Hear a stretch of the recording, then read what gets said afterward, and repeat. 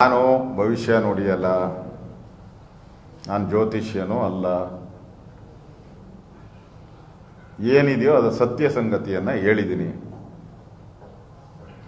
D K Shivakumar ಹೇಳಿದಾರಲ್ಲ, Ashok ಅವ್ರ ಜ್ಯೋತಿಷ್ಯ ನಂಬಲ್ಲ, ಆದರೆ ನಾನು ನಂಬ್ತೀನಿ, ಅಶೋಕ್ ಅವ್ರ ಹತ್ರನೇ ಹೋಗ್ತೀನಿ ಅಂತ ಹೇಳಿದ್ದಾರೆ. ಬಂದರೆ ಹೇಳ್ತೀನಿ ನಾನು. ಏನೇನು ಡೆಲ್ಲಿಯಲ್ಲಿ ಇವರು ಮುಖ್ಯಮಂತ್ರಿ ಆಗಕ್ಕೆ 3 ದಿನದ ಮುಂಚೆ ಡೆಲ್ಲಿಯಲ್ಲಿ ಏನೇನು ನಡೆದಿದೆ, ಯಾರ್ಯಾರಿದ್ರು ಆ ಸಭೆಯಲ್ಲಿ?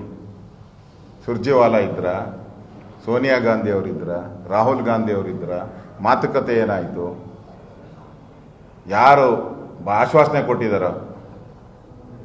2.5 ವರ್ಷ ಆದಮೇಲೆ ಒಂದೇ ಒಂದು ನಿಮಿಷನೂ ಕೂಡ ಕಡಿಮೆ ಆಗಲ್ಲ, 1 ನಿಮಿಷನೂ ಕೂಡ ಕಡಿಮೆ ಆಗಲ್ಲ ಅಂತ ಯಾರು ಹೇಳಿದ್ರು? ಇವೆಲ್ಲ ಬರಬೇಕಲ್ಲ.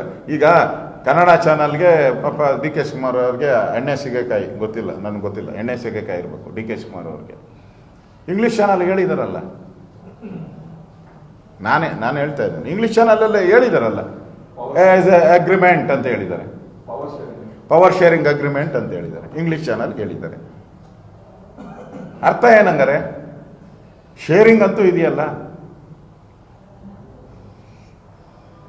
ಅದಕ್ಕೆ ನಾನು ನವೆಂಬರ್ 15 ಅಥವಾ 16 ಈ 2 ಡೇಟ್ ಒಳಗಡೆ ಔಟ್ ಗೋಯಿಂಗು ಇನ್ಕಮಿಂಗು 2 ಆಗ್ತೈತೆ.